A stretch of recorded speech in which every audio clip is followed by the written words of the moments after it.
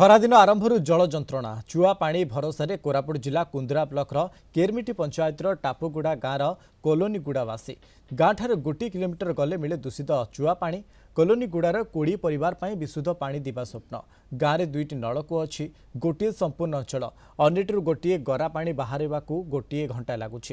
तेज पानी समस्या समाधान पर लोक मैंने बारंबार दाबी करुले सुफल मिल पारना। बोरिंग पानी बारू ना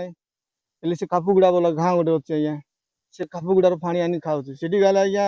सब झगड़ा झाटी हो गलानी बोरिंग पानी से झगड़ा झाटी से पानी खाइलुनि आरी से कुहर पानी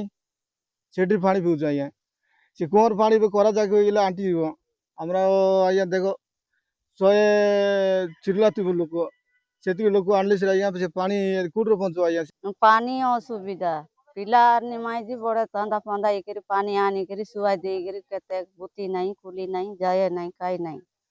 हाँ पानी ना रहे केन्ता बुती कुली कर खाइबू आम पानी कांजी असुविधा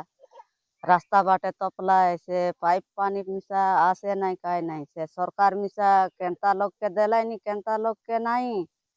आम क्या का असुविधा ही गलानी पानी कांजी एते दिन हला असुविधा काके सांगबू बाबू कोई कोई को थाकी गालू सरकार का यहाँ किली मिला कि केनता की आमर गाँव के देखे नहीं कि केनता की 8 किलोमीटर की